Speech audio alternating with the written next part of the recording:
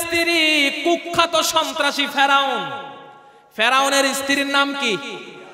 আসিয়া আলাইহিস সালাম। মূসা নবীর প্রতি ঈমান আনলো, মূসা নবীকে ছোটকাল থেকে লালন পালন করলো, বড় করলো, বড় করার পরে মূসা নবীর প্রতি ঈমান আনলো। এবার ঈমান আনার পর আসিয়া শুধু নয়, আসিয়ার সাথে মন্ত্রীর স্ত্রীও ছিল একজন। ওই মন্ত্রীর স্ত্রী এবং আসিয়া আলাইহিস সালাম দুইজনে ঈমান নিয়ে আসলো মূসা নবীর উপরে। ফেরাউন শুনে ফেলল, ফেরাউন বলল সর্বনাশ, আনা রাব্বুকুমুল আলা, আমি হলাম বড় রব, আমার থেকে বড় রব তো আর কেউ নাই। তাদের এত বড় সাহস আমার উপরে ঈমান ছেড়ে মূসা নবীর খোদার উপরে ঈমান নিয়ে আসে, তাদেরকে শায়েস্তা করতে হবে। এবার ফেরাউন তাদেরকে ডাক দিল, ফেরাউন তাদেরকে ডাক দিল, তার সামনে নিয়ে আসলো। ওই মন্ত্রীর স্ত্রীকে বলল ঘটনা কি, কার উপরে ঈমান আনছো? মূসা নবীর খোদার উপর। কত সাহস দিয়েছে কে? এত বড় সাহস দিল কে? তাড়াতাড়ি ঈমান ছাড়, তাড়াতাড়ি ঈমান ছাড়। তখন ঈমান ছেড়ে দিছে, যে ধমক দিছে ঈমান তো ছাড়ারই কথা, ঠিক না? তাড়াতাড়ি ঈমান ছাড়, আমার পায়ের উপরে পড়, আমাকে আবার রব বলে ঘোষণা দে। আসিয়া আলাইহিস সালাম পাশে আছেন, সব কিছু দেখছেন। মন্ত্রীর স্ত্রী বলল, ও ফেরাউন, দুনিয়ার সব চলে যেতে পারে, যে আল্লাহর উপরে ঈমান আনলাম, যে নবীর উপরে ঈমান আনলাম, জীবন চলে যেতে পারে, কখনো ঈমানকে ছাড়তে পারবো না। ওই মন্ত্রীর স্ত্রীর কোলের মধ্যে ছিল তার দুধের শিশু, ছোট্ট শিশু। ফেরাউন কো এমনে কাম হবে না, ভয় দেখাতে হবে। তার সৈন্যদলকে বলল, বড় করে একটা কড়াই নিয়ে আসো। কড়াই নিয়ে আসলো, বলতে নিচের মধ্যে আগুন দাও, উপরে তেল দাও। তেল গরম হলো, তেল যখন টকবক টকবক করতে লাগলো, এবার বলল, ঈমান ছাড়বি নাকি সন্তানকে তেলের মধ্যে ফালাবি? মায়ের কি সন্তানের জন্য ভালোবাসা নাই? বলেন তো, বর্তমান যুগে যদি মহিলারা হয়তো কি করতো? ওরে বাইরে ভাই, আমার সন্তানের বাসা, ঠিক কিনা? সব ছাইরা দিলাম, ঈমান ছাইলাম, সব ছাইলাম, আমার সন্তানের নিস না, কইতো কিনা? আর মহিলারা যেমনে চিৎকার শুরু করে দেখছেন নি? যদি কেউ বাপ মরে, ভাই মরে, চুল আশ্রাইয়া, হাত আশ্রাইয়া, ওরে বাইরে ভাই, ওরে গেছে রে গেছে। আরে আল্লাহ রে আল্লাহ, আল্লাহ। এই মহিলাদের এই চিৎকারের কারণে যে মারা যায় তার আযাব হয় কবরে। মা বোনেরা আপনারা শুনেন, যখন ভাই মারা যাবে, বোন মারা যাবে, মা মারা যাবে, বাবা মারা যাবে, কখনো এইভাবে চিৎকার দিবেন না। হ্যাঁ, কাঁদবেন, নীরবে গিয়া চোখের পানি ফেলেন। ওখানে আপনি চোখের পানি ফেলেন, অবশ্যই মায়া আছে, আছে না? আল্লাহ কানতে নিষেধ করেন নাই, রাসূল নিজেও কেঁদেছেন। রাসূলের ছেলেরা যখন মরে গেছে তখন রাসূল নিজেও কান্না করেছেন। কিন্তু এভাবে চিৎকার দিয়া, গেছে রে, খাইছে রে, হারাইছে রে, ওরে আল্লাহ রে, আছে না নাই? কিভাবে যে চিৎকার দেয়া শুরু করে, এগুলা ইসলামে ডাইরেক্ট হারাম, শুধু নিষেধ না, হারাম। এভাবে চিৎকার দেয়া যাবে না। এভাবে চিৎকার দিলে স্বামীর কবরে, বাবার কবরে আযাব হয়।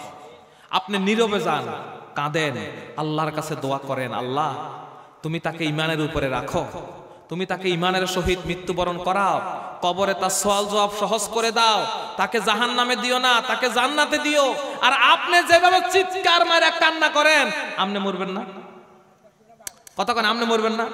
তো এমন ভাবে আপনি চিৎকার করতেছেন, মনে হয় যে আপনি আজীবনের জন্য দুনিয়ায় আসছেন, ঠিক কিনা? আপনি মরবেন না মনে হয়। আর মৃত্যু তো সবারই আছে, ঠিক কিনা? মৃত্যু ছাড়া কেউ থাকবে? সবাই মৃত্যুবরণ করবে। হতে পারে এই মাহফিলের পরে কয়েকজন ভাই নাই, আগামী বছর হয়তো কয়েকজনকে পাবো না। গত বছর মাহফিল করেছি, এই বছর করলাম, এর ফাঁকে কি কেউ মরেছে? চলে গেছে না? তো আগামী বছর কি আমরা থাকবো? গ্যারান্টি আছে? আমরাও চলে যেতে পারি। মৃত্যু অবধারিত, কিছুই থাকবে না। এই দুনিয়াতে এক সময় এসেছি, কিছুই ছিল না, নাম ছিল না, কাম ছিল না, কোনো পরিচয় ছিল না। আবার এমন একটা সময় আসবে, মরার কয়দিন পরে আমাকে আবার কেউ চিনবে না, ঠিক কিনা?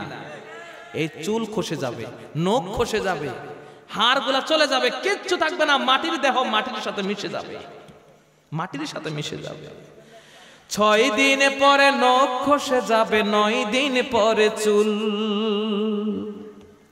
কবর গাহের সওয়াল নিতে কইরো না কেউ ভুল। 6 দিন পরে নখ খসে যাবে, 9 দিন পরে চুল। কবর গাহের সওয়াল নিতে কইরো না কেউ ভুল। কবর জায়গা ভালো নয়, কবর জায়গা ভালো নয়, কবর জায়গা ভালো নয়। আমল দিয়ে কবর গৃহ সাজিয়ে নিতে হয়। 17 দিন পেট ফেটে শেষ পোকার খাদ্য হবে। 60 দিন পরে গোশ থাকবে না, কঙ্কাল পরে রবে।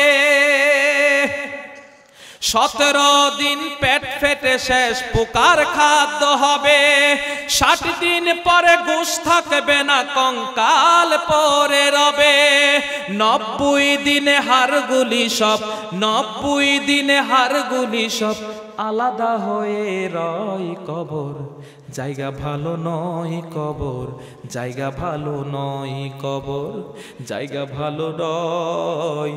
আমল দিয়ে কবর গৃহ সাজিয়ে নিতে হয়, ঠিক কিনা? মরার পরে বুঝবেন কবর কেমন জায়গা, তখন বুঝেও লাভ নাই। কবর থেকে কেউ ফিরে আসে না। যখন কবরের মধ্যে ঢুকে যাবেন তখন বুঝবেন 2 রাকাত নামাজের কত দাম। যখন কবরে চলে যাবেন তখন বুঝবেন রমজান মাসে একটা রোজার কত দাম। যখন কবরে চলে যাবেন তখন বুঝবেন আল্লাহর রাস্তায় মসজিদে মাদ্রাসায় 2টা টাকা দান দেওয়ার কত দাম, ঠিক কিনা?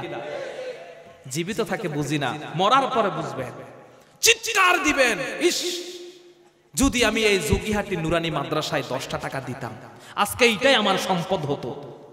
মরার পরে কিচ্ছু যাবে না সাথে, শুধু কয়েকখানা সাদা কাপড় যাবে। কাপনের কাপড়, কাফনের কাপড়ের কোনো পকেট আছে? দুনিয়াতে 1000 কোটি টাকা আপনার ব্যাংকে পড়ে আছে। পান বেচে হাজার হাজার টাকা ইনকাম করেন। কত টাকা ইনকাম করেন বলেন, 1টা টাকা আপনার সাথে যাবে?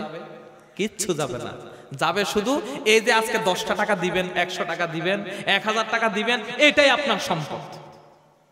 আপনার সম্পদ ততটুক, মৃত্যুর সাথে আপনার সাথে যেটা যাবে ওটাই আপনার সম্পদ। আর দুনিয়ায় 1000 কোটি টাকা পড়ে থাকবে, বাড়ি পড়ে থাকবে, গাড়ি পড়ে থাকবে, এগুলো আপনার সাথে যাবে না, তার মানে এগুলো আপনার সম্পদ না। যেটা যাবে এটাই আপনার সম্পদ। যাবে হলো আমল আর দান সদকা। সুবহানাল্লাহ। ও আমার প্রিয় বন্ধু, ওই যে ফেরাউনের স্ত্রী মনে আসেনি? ফেরাউনের মন্ত্রীর স্ত্রীকে এবার যখন বলা হলো তাড়াতাড়ি ঈমান ছাড়ো নাহলে তোমার সন্তানের রক্ষা নাই, ওই যে কড়াইয়া দেখো, কড়াইয়ের মধ্যে গরম তেল টকবক টকবক করে, ঈমান যদি না ছাড়ো এখনই তোমার সন্তানকে ফেলে দিব। তিনি একটু ভয় পেয়ে গেলেন। যখন মন্ত্রীর স্ত্রী একটু ভয় পেয়ে গেলেন, কারণ সন্তানের জন্য কিছু ভালোবাসা হলেও মা তো মা কলিজার মা, ধন ছেড়া মা, নিজের সন্তান কড়াইয়ের মধ্যে পড়ে যাবে, ফ্রাই হয়ে যাবে, মা কিভাবে সহ্য করে? যখন মায়ের মনের মধ্যে একটু ভয় আসলো, ওই দুধের সন্তান হাত উঠালেন, বললেন মা টেনশন করো না, চিন্তা করো না, তোমরা দেখছো ফেরাউনের কড়াইয়ের মধ্যে টকবকে তেল দেখা যায়, কিন্তু আমি দেখতেছি ওটা তেল নয়, বরং ওটা আল্লাহর জান্নাত দেখা যায়। ও মা কোনো ভয় করো না, ফেলে দাও আমাকে। সুবহানাল্লাহ। দুধের সন্তান কথা বলে, দুধের সন্তান। যখন এই কথা শুনলেন মা আর টেনশন করলেন না, করে আরে কয় কি, এমনি তো ঈমান আনছি, আবার আমার সন্তান এই কথা বলে। ফেলে দিলেন সন্তানকে, সাথে সাথে ফ্রাই হয়ে গেল। এবার মন্ত্রীর স্ত্রীকে বলল তোরও এখন ফ্রাই করবো, তাড়াতাড়ি ঈমান ছাড়, তাড়াতাড়ি ঈমান ছাড়। মন্ত্রীর স্ত্রী দাঁড়িয়ে রইলেন, কড়াইয়ের ভিতর থেকে ওই ফ্রাই হয়ে গেল, সন্তানটা কাবাব হয়ে গেল, সন্তানটা হাতটা এভাবে উঁচু করলো, বললো ও মা টেনশন করো না, চিন্তা করো না, তোমরা দেখতে পাচ্ছ আগুন, তোমরা দেখতে পাচ্ছ টকবগে তেল, কিন্তু আমি ঘোষণা দিচ্ছি এটা তেল নয়, তেল নয়, বরং এই কড়াইয়ের মধ্যে আল্লাহর জান্নাত ফুল বাগানটা আমি দেখতে পাই। একটা দৌড় মেরে মন্ত্রীর স্ত্রীও পড়ে গেলেন কড়াইয়ের মধ্যে। আল্লাহু আকবার বলেন।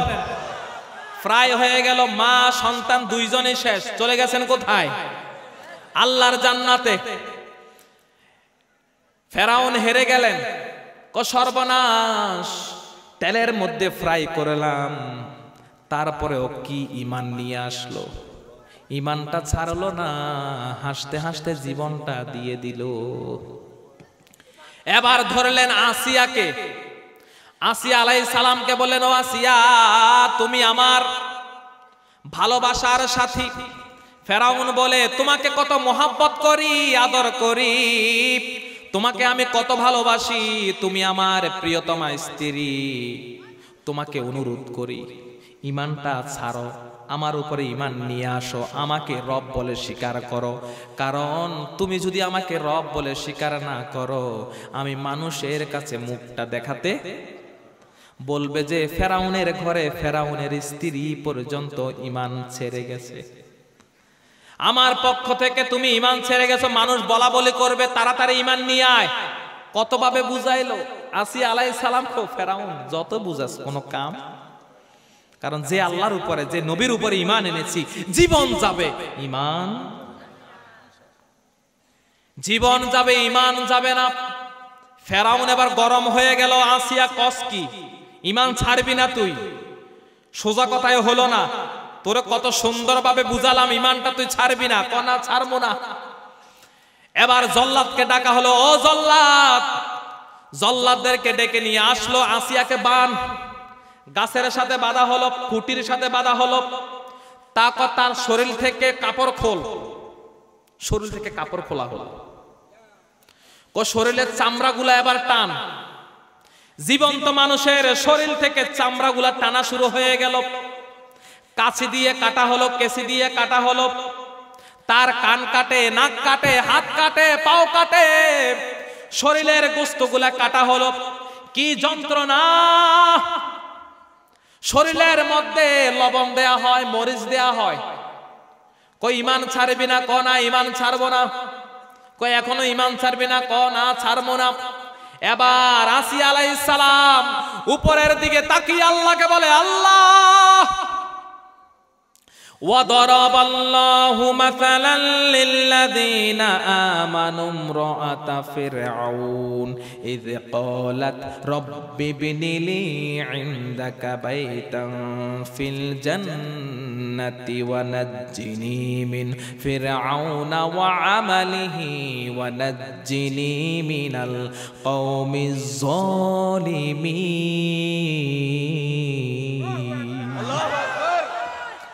আল্লাহ রাব্বুল আলামিন ডাইরেক্ট কোরআনের মধ্যে বলে দিয়েছেন, ফেরাউন যখন আসিয়া আলাইহিস সালামকে হত্যা করতে লাগলেন, মারতে লাগলেন, আসিয়া আলাইহিস সালাম আল্লাহকে বললেন, আল্লাহ, তোমার উপরে ঈমান আনার কারণে আজকে ফেরাউন আমাকে হত্যা করেছে। ও আল্লাহ, তোমার কাছে একটা আরজি করেছি, তোমার কাছে আমি দুই হাত তুলে একটা আরজি করি, এই ফেরাউনের কবল থেকে তুমি আমাকে রক্ষা করো, আর তোমার পাশে আমার জন্য জান্নাতের একটা ব্যবস্থা করে দাও। সুবহানাল্লাহ। আসিয়া আলাইহিস সালাম আল্লাহর কাছে আরজ করে, আল্লাহ, তোমার পাশে আমার জন্য একটা জান্নাত বানিয়ে দাও।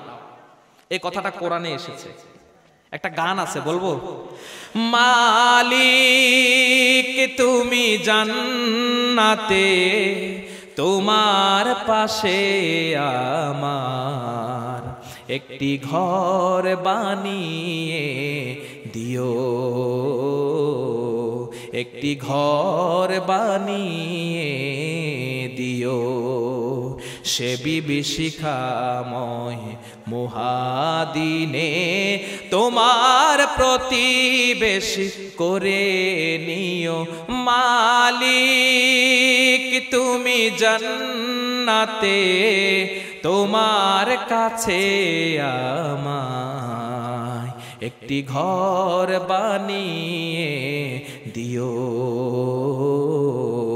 একটি ঘর বানিয়ে দিও, যেদিন কেহ আসবে না কারো কোনো কাজে, যেদিন পাপী পাপের বোঝায় মরবে লাজে, যেদিন কেহ আসবে না কারো কোনো কাজে, যেদিন পাপী পাপের বোঝায় মরবে লাজে, পুলসিরাত পার হতে গিয়ে পিছলে যাবে কত পথিক, আবার কেহ পুণ্য নিয়ে পার হয়ে যাবে ঠিক ঠিক, সে মহাদিনে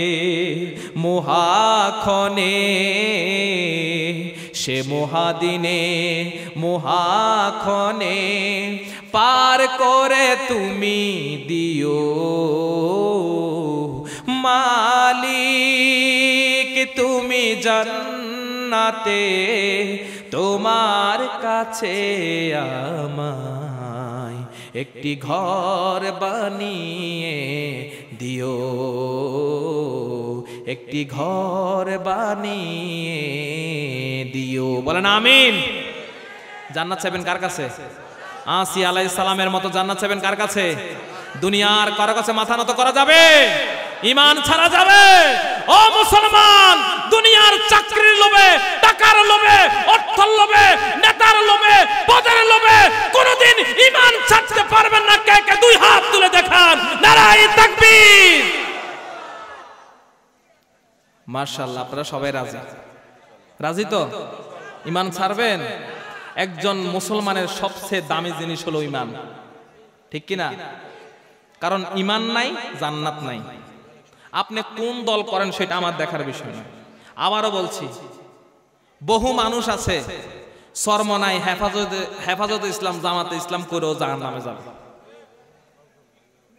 আপনি মনে করতেছেন আপনি ইসলামের দলে উঠতে গেছেন মানে জান্নাত? জান্নাত এত সহজ, বাড়ির পিছনে। বহু মানুষ আছে ইসলামী দল করেও জাহান্নামে যাবে, আবার বহু মানুষ আছে ওই অন্য দল করেও, নাস্তিকের দল করেও জান্নাতে যাবে না। মনে করতেছেন জান্নাতে যাবে, কমবেন? যাবে না। তাই জান্নাতে যাইতে হলে, মনে আছে ইনশাআল্লাহ, জান্নাতে যাইতে হলে ঈমানের পথে থাকতে হবে। কোথায়? ঈমানের পথে। আচ্ছা, আজকে আপনাদেরকে একটা ঘোষণা দিয়ে দেই। মনে করেন আগামীকাল ঈসা আলাইহিস সালাম জমিনে আসবে। রেডি তো? কথা কয় না? আগামীকাল ঈসা আলাইহিস সালাম আসবে কোথায়? সিরিয়ায় আসবে। সিরিয়ায় নামবে।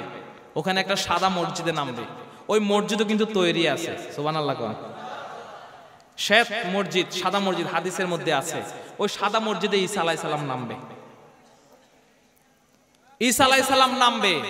আপনাদেরকে বলি, আগামীকাল মনে করেন নামলো, কয়জন যাবেন ঈসা আলাইহিস সালামের সাথে? না, ঈসা আলাইহিস সালাম যদি একটা ডাক দেয় যে কারা কারা আমার পথে আসবা, কে কে আসবেন একটু হাত তুলে দেখান তো। কয়জন কিন্তু হাত তোলে নাই, আমি দেখছি। ও মা সর্বনাশ, হাত নামান। কয়েকজন কিন্তু তোলে নাই। এবার আমি আপনাদেরকে বলি, টেস্ট করতেছি, পরীক্ষা নিচ্ছি এখন। ঈসা আলাইহিস সালামের পথে আপনি যাইবেন? এটা কইছে কে? যাইতে বলছে কে? আল্লাহ। এখন কোন পথে আছে? আল্লাহর পথে আছেন। বাংলাদেশে এখন যদি 10 কোটি মানুষ যদি এখন সামনে থাকে, সবারে যদি জিজ্ঞেস করা হয় আপনারা এখন কার পথে আছেন, কি বলবে? কেউ কি বলবে শয়তানের পথে? সবাই বলবে কোন পথে? আল্লাহর পথে। তো সবাই যদি কয় আল্লাহর পথে, জুমার নামাজ যখন পড়ায় ওখানেও মানুষকে বলি আপনারা কোন পথে? কয় আল্লাহর পথে। যত জায়গায় ওয়াজ করি বলি কোন পথে? কয় আল্লাহর পথে। কি মানেন? কোরআন মানে। তো এত মানুষ যখন আল্লাহর পথে, কোরআন মানে, তো দেশ কোরআন দ্বারা চলে না কে? দেশটা কোরআন দ্বারা চলে না কেন? ঠিক কিনা মুসলমান? মুখে আছে অন্তরে, মুখে আছে অন্তরে নাই। ও আমার প্রিয় বন্ধু, আপনি চিন্তা করছেন ঈসা আলাইহিস সালাম যদি নামে আমি অবশ্যই ঈসা আলাইহিস সালামের সাথে যাব? উদয় কথা, একেবারে মিথ্যা কথা। আগামীকাল যদি ঈসা আলাইহিস সালাম এসে ডাক দেয়, ও দুনিয়ার মুসলমান, দাজ্জালের বিরুদ্ধে যুদ্ধ করতে হবে, আমেরিকার বিরুদ্ধে যুদ্ধ করতে হবে, ভারতের বিরুদ্ধে যুদ্ধ করতে হবে। ভারতের বিরুদ্ধে একটা যুদ্ধ হবে, ওটার নাম কি? গাজওয়াতুল হিন্দ। ওই মুসলমানেরা প্রস্তুতি নেন, ভারতের সাথে ইন্ডিয়ার সাথে একটা যুদ্ধ হবে, যেই যুদ্ধের ভবিষ্যৎবাণী আমাদের নবীজি করে গিয়েছে। বাংলাদেশ থেকে ইনশাআল্লাহ আমরা সেই যুদ্ধের নেতৃত্ব দিতে চাই, ঠিক কিনা? ভালো কাজের দিকে এগিয়ে আসেন, আল্লাহ খুশি হয়ে যাবে। এই বাংলাদেশ থেকে ইনশাআল্লাহ গাজওয়াতুল হিন্দ পরিচালনা হবে। ও যুবকেরা, ও মুসলমানেরা, প্রস্তুতি নেন, এমন এক যুদ্ধ হবে ভারতের সাথে। এই মুসলমানদের ওই যুদ্ধের মধ্যে যারা যুদ্ধ করবে, যারা শহীদ হয়ে যাবে, তারা আল্লাহর রাস্তায় জান্নাতে চলে যাবে, আর যারা গাজী হয়ে যাবে আল্লাহ তাদেরকেও ক্ষমা করে দিবে। এমন ভবিষ্যৎবাণী করা হয়েছে। ওই যুদ্ধে যারা অংশগ্রহণ করে মরে যাবে তারা সরাসরি জান্নাত, এবং যারা গাজী থাকবে, আহত হবে, ওরা গাজী, আর যারা গাজী থাকবে আল্লাহ তাদেরকেও ক্ষমা করে দিবে। সুবহানাল্লাহ কইবেন না? এখন ওই যুদ্ধে জাতিরে আমরা রাজি তো? বুড়ারা যাইবেন না, যাইলে যুবকেরা যাইব। যুবক বৃদ্ধরা যাইব? যাইবেন নি চাচা? এই চাচা যাইব বলে, আপনি যাইবেন? মাশাআল্লাহ বলেন। হ্যাঁ, 5 আগস্ট যুবকরাই তো করছে, ঠিক না? এটার জন্য একটা ঘটনা আছে, কইতাম নি? রাগ করবেন, কইতাম না, থাক। আবাবিল পাখি, আবাবিল পাখি, আবাবিল নামে কোন পাখি আছে? তয়রন আবাবিল। আবাবিল তো যাকে যাকে, আর তয়রন তো পাখি, মানে যাকে যাকে পাখি। আল্লাহ পাঠাইছে কার উপরে? আব্রাহার উপরে। আব্রাহা আসলো কাবাঘর ধ্বংস করার জন্য, এতটাই অহংকার করলো। কাবাঘর ধ্বংস করার জন্য যখন আসলো, রাসূলের দাদা মুত্তালিব দেখলো সর্বনাশ, তার সাথে তো আজকে পারা।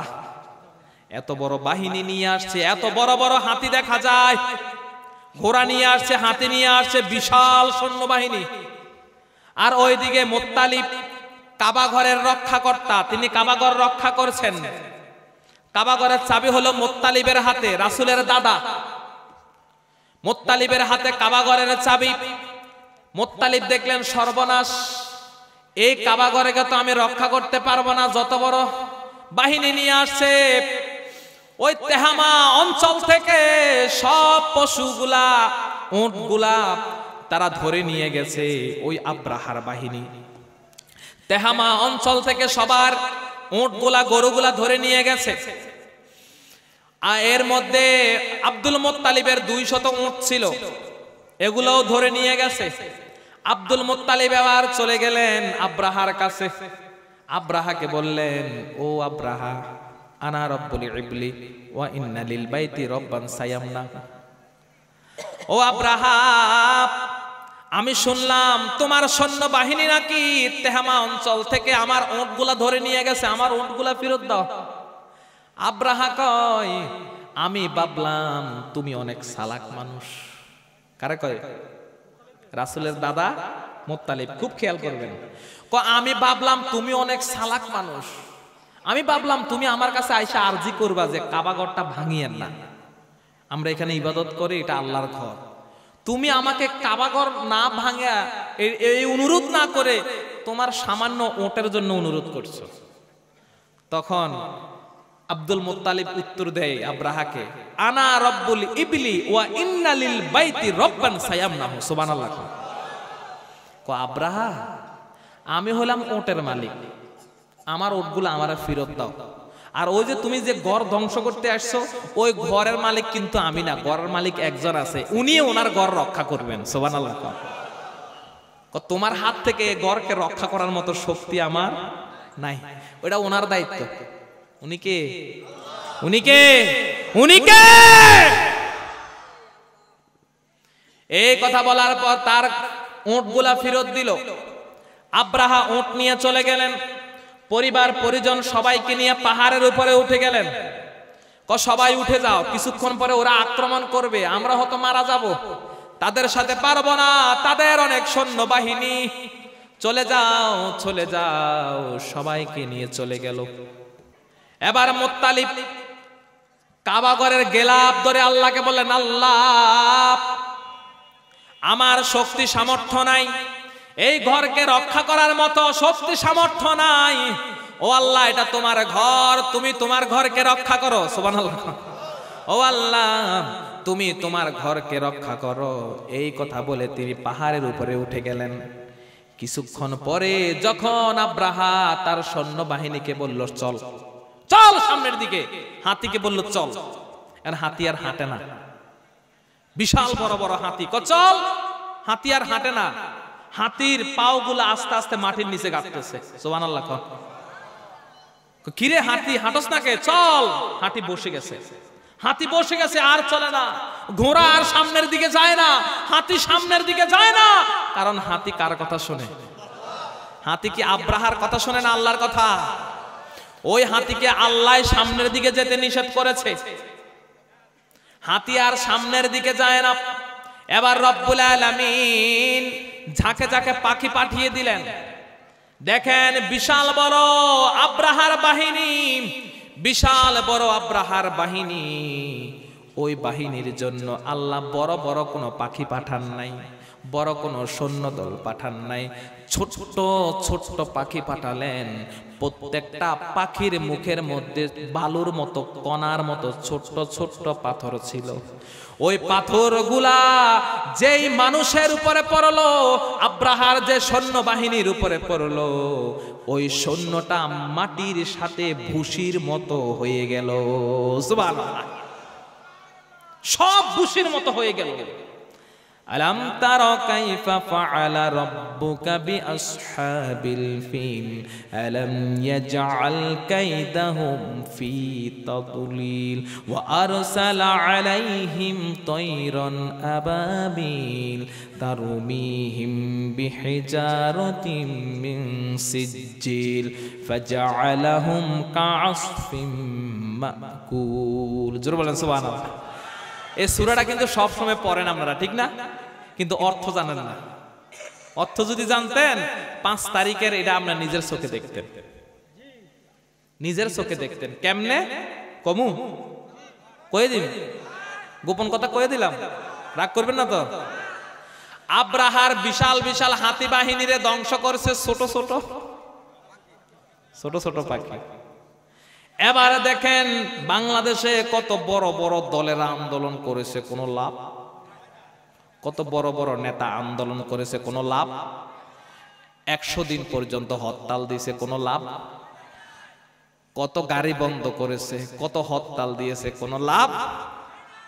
সর্বশেষ প্রাইমারি স্কুলের ছেলে, হাই স্কুলের ছেলে, ওই কলেজের ছোট্ট ছোট্ট ছেলেগুলা আবাবিল পাখির মতো ঝাঁকে ঝাঁকে ঢাকা শহরের মধ্যে সারা বাংলাদেশে এমন ভাবে নেমে স্লোগান দিয়েছে, আব্রাহার মতো জালিমের মস্তক কেঁপে কেঁপে ধ্বংস হয়ে গেছে। ঠিক কিনা? কইয়া দিলাম গোপন কথা, গোপন কথা, ঠিক কথা। এই কারণে কই ধরে ধরে ধরে না, ধরলে আল্লাহ। দাও খুদা দাও আমায় আবার ওমরে দরাজে দিল, দাও খুদা দাও আমায় আবার ওমরে দরাজে দিল, দাও আলীর মতো বীর সেনানি, আলীর মতো বীর সেনানি জাগাতে নিখিল, দাও খুদা দাও আমায় আবার ওমর দরাজে দিল, হামজাকে দাও ঘরে ঘরে জীবন দিতে অকাতরে। ঠিক না?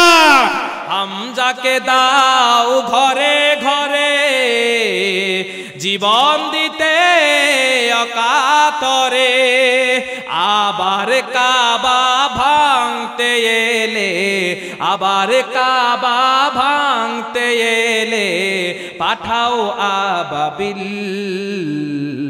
দাও খোদা দাও আমায় আবার ওমর দরাজ দিল। সচ্চা ইমান দিয়ে পাঠাও শত সাহাবা, তাদের দেখে বিশ্ব আবার বলুক মারহাবা। মারহাবা বলেন। সচ্চা ইমান দিয়ে পাঠাও শত সাহাবা, তাদের দেখে বিশ্ব আবার বলুক মারহাবা। আবার পাঠাও আবু বকর, ফিতনা ফাসাদ আসুক সমর। আবার পাঠাও আবু বকর, ফিতনা ফাসাদ আসুক সমর। অনরটল পাহাড় সম, অনরটল পাহাড় সম দাও সে মনের দিল। দাও খোদা দাও আমায় আবার ওমর দরাজ দিল। জোরে বলেন আমিন। ঈমান রাখতে পারবেন তো? আগামীকাল ও যেটা বলছিলাম, ঈসা আলাইহিস সালাম আসলে আপনারা থাকবেন তো ঈসা আলাইহিস সালামের সাথে? তো ঈসা আলাইহিস সালামের সাথে থাকা মানে কোরআনের সাথে থাকে, ঠিক কি না? তো আপনারা কোরআনের সাথে নাই কেন বলেন? কোরআন ছাড়া আপনি কোনো চলতে পারবেন? কোরআন ছাড়া জান্নাতে যেতে পারবেন? এবার আপনাদেরকে বলি, আপনারা এখন বলবেন হুজুর আসি তো কোরআনের সাথে, না থাকলে নামাজ পড়ি কে, হজও করি, উমরাও করি, যাকাতও দেই, দান সদকাও করি, তা আমরা তো ইসলামের সাথে আসি। কেমনে আছেন আমার একটু বুঝান তো, কেমনে আছেন? বাংলাদেশে 18 থেকে 20% মানুষ আছে যারা ইসলামটাকে ক্ষমতায় নিতে চায়, ঠিক কি না? আর বাকিরা নিতে চায় না। এখন ইসলাম যদি ক্ষমতায় না যায় দেশ কোনোদিন পরিবর্তন হবে? এই কোরআন যদি ক্ষমতায় না যায় দেশ কোনোদিন পরিবর্তন হবে? আমি কোন দলের কথা বলছি না, আমি বলছি যদি আওয়ামী লীগও আবার আসে, তারা যদি কোরআনটাকে ক্ষমতায় নিতে চায়, আমি আওয়ামী লীগ করতে রাজি। যদি বিএনপি ক্ষমতায় আসে, বিএনপি যদি বলে এই কোরআনকে আমরা সংসদে নিয়ে যাব, কোরআন দ্বারা সংসদ চলবে, ইসলাম দ্বারা সংসদ চলবে, চোর ধরে হাত কাটা হবে, ডাকাত ধরে শুলে চালানো হবে, জিনাকারী ধরে বেত্রাঘাত করা হবে, চুরি হবে না, দুর্নীতি হবে না, ডাকাতি হবে না, বাটপারি হবে না, চাঁদাবাজি হবে না, টেন্ডারবাজি হবে না। আগামীকাল থেকে আমি বিএনপি করা শুরু করব, ঠিক কিনা? যদি আওয়ামী লীগ বলে আওয়ামী লীগ করব, জাতীয় পার্টি বলে জাতীয় পার্টি করব, জামাত বলে জামাত করব, চরমনাই বলে চরমনাই করব, বরং কোন দল দেখব না, মত দেখব না, নেতা দেখব না, কোরআনকে আমরা ক্ষমতায় নিতেই হবে। চিল্লায় বলেন ঠিক কিনা? কোরআনের পক্ষে থাকবেন, কোন দল না। কার পক্ষে? যেই দল কোরআনের কথা বলবে সেই দলের সাথে থাকবেন তো? না হলে কিন্তু উপায়, কারণ কিয়ামতের দিন কিন্তু নেতা ছাড়া জান্নাতে যেতে, একা একা জান্নাতে যেতে পারবেন না তো আপনি। কারণ আপনি যখন জান্নাতে যাবেন নবীর সুপারিশ লাগবে, রাসূলের সুপারিশ ছাড়া আপনি জান্নাতে যেতে, ওই যে কথাটা তো বলে শেষ করতে পারলাম না, অন্যদিকে ঢুকে গেলাম। সব উম্মতরা যখন ইয়া নাফসি করতে থাকবে, নবীরা যখন ইয়া নাফসি করতে থাকবে, ঈসা আলাইহিস সালাম বলবে তোমরা আজকে কোনো কাজ নাই, কিচ্ছু করতে পারবে না, বরং আজকে একজন তোমাদের জন্য সুপারিশ করতে পারে, মুহাম্মদ সাল্লাল্লাহু আলাইহি ওয়াসাল্লাম। সবাই দৌড় দিবেন, দেখবেন রাসূলের কাছে গিয়ে দেখবেন সবাই ইয়া নাফসি করে, শুধু একজন মানুষ, শুধু একজন ইয়া নাফসি করে না, শুধু বলে ইয়া উম্মতি, ইয়া উম্মতি, ইয়া উম্মতি, চিৎকার দিয়ে বলেন আল্লাহু আকবার। আমাদের নবীজি নিজের জন্য কাঁদবেন না, শুধু আমাদের জন্য কাঁদবেন, আপনার জন্য কাঁদবেন। আল্লাহকে বলবেন আল্লাহ ইয়া উম্মতি, আমার উম্মতকে আজকে জান্নাতে নিয়ে যাও, ইয়া উম্মতি, আমার উম্মতকে আজকে এই কঠিন দিনে পার করায় দাও, ইয়া উম্মতি, আল্লাহ আমার উম্মত ছাড়া আমি আজকে জান্নাতে যাব না। তো সেই নবী যদি কিয়ামতের দিন আপনাকে বলে ওই উম্মত দুনিয়াতে কি তুই কোরআন মেনেছিলি? দুনিয়াতে কোরআনকে তুই ভোট দিয়েছিলি? দুনিয়াতে কোরআনকে সংসদে নিয়েছিলি? কোরআনের আইনকে তুই মেনেছিলি? কিয়ামতের দিন যদি নবীজি বলে দুনিয়াতে তুই কোরআনের পথে চলস নাই, আমার আদর্শের পথে চলস নাই, আমার সুন্নাহকে তুই ধরস নাই, আমার সুন্নাহ দাড়ি মুখের মধ্যে রাখস নাই, আমার নাম নিলে সাল্লাল্লাহু আলাইহি ওয়াসাল্লাম বলস নাই, দুনিয়াতে আমাকে অনুসরণ করলি না, কোরআনকে অনুসরণ করলি না, ইসলামকে অনুসরণ করলি না, তোর মত উম্মত আজকে আমার দরকার নাই, সৌকান সৌকান দূর হয়ে যা, দূর হয়ে যা। সেই দিন আপনাকে উম্মত বলে নবী স্বীকার করবে না, কারণ আপনারা তো নবীর সুন্নাহ মানেন নাই। নবীর সুন্নাহ হলো কি? দাড়ি রাখা না। বহু দাড়িওয়ালা জাহান্নামে যাবে আর বহু দাড়ি কামাইন্না জান্নাতে যাবে। কথা বুঝেন নাই? বলতেছি বহু দাড়ি রাখিন না, 3 হাত রাখছে এত বড় দাড়ি, জাহান্নামে যাবে, আর বহু দাড়ি কামাইন্না জান্নাতে যাবে। কারণ দাড়ি রাখা সুন্নাত। দাড়ি রাখা কি? সুন্নাত। দাড়ি জান্নাতের সার্টিফিকেট না। দাড়ি রাখলে সুন্নাত, নবীর সুন্নতটা মানলেন, নবী খুশি হবে, হ্যাঁ দাড়ি রাখবেন। তবে দাড়ি আছে, ঈমান নাই, জান্নাতে কিয়ামতের দিন আল্লাহ দাড়ির কথা জিজ্ঞেস করবেন না, করবেন ঈমানের কথা। ঈমানের কথা জিজ্ঞেস করবেন। তাই বলে হুজুর তাইলে তো সুযোগ পেয়ে গেছি, দাড়ি না রাখলেও চলবে না, দাড়ি রাখতে হবে। ওই সাদ্দাম ভাই দাড়ি রাখবে, ও রাখছে, ও দেখা যায় না, মাশাআল্লাহ ভাই দাড়ি রাখছে। তো আপনারা রাখছেন তো সবাই? দাড়ি রাখবেন, এক মুষ্টি পর্যন্ত রাখবেন, ঠিক আছে? শুধু পান খাইলে হবে না, সবার ঠোঁট দিয়ে লাল, দাড়ি রাখতে হবে ইনশাআল্লাহ। বলেন কিয়ামতের দিন নবীর সুপারিশ পেতে হলে কোরআন অনুযায়ী জীবন গঠন করতে হবে, কোরআন অনুযায়ী আগামীর বাংলাদেশ গঠন করতে হবে, ঠিক কি না? আমরা অনেক বিপ্লব দেখেছি, অনেক সরকার দেখেছি, অনেক সরকার দেখেছি, আমরা এবার একটা ইসলামী সরকার দেখতে চাই। রাজি আছেন সবাই? আমরা এবার ইসলামী সরকার দেখতে চাই, যে সরকার দ্বারা কোরআন দ্বারা দেশ চলবে ইনশাআল্লাহ। বলেন একটা ইসলামী সরকার দেখবো, দেখি তারা কি করে। সেই এবার যেই দলে হোক, যদি কেউ ইসলামের এজেন্ডা নিয়ে আসে আমরা তার সাথে আছি। এই কোরআন ছাড়া আর কোনো কিছু চলবে না, ঠিক কিনা? আমরা কোরআনের পক্ষে থাকবো তো ইনশাআল্লাহ। আল্লাহ কবুল করুক, বলেন আমিন। যে ব্যক্তি আল্লাহর রাস্তায় দান করবে, মসজিদের জন্য দান করবে, ওই ব্যক্তির দানের মতো দান আর কিছুই হবে না। এই দুনিয়ার কোনো সম্পদ আমার কাছে আসবে না। এই আমি এখন কোন দিকে ঢুকছি বুঝছেন তো? সবাই বুঝছেন তো? পকেটের দিকে হাত দেন। এই নুরানি মাদ্রাসা, ইন্নাকা লা তাজনি মিনাশ শাওকিল ইনাব, বিখ্যাত একটা আরবি প্রবাদ। ইন্নাকা লা তাজনি মিনাশ শাওকিল ইনাব, কাঁটাযুক্ত গাছ লাগিয়ে কখনো আঙ্গুর ফল আশা করা যায় না। আপনি ছোটকালে সন্তানকে দিয়েছেন কিন্ডারগার্টেন, কোরআন নাই, হাদিস নাই, কিছুই পড়া নাই, সন্তান দ্বারা ভালো কিছু আশা করতে পারবেন না।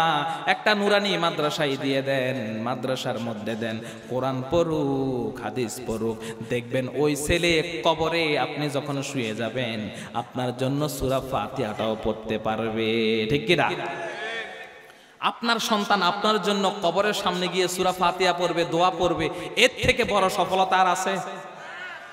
আর অনেক সন্তান, অনেক ছেলেরা আছে ডক্টরেট করেছে, মাস্টার্স করেছে, কিন্তু সূরা ফাতিহা পারে না, জানাজার দোয়াটাই পারে না, কালিমা পারে না।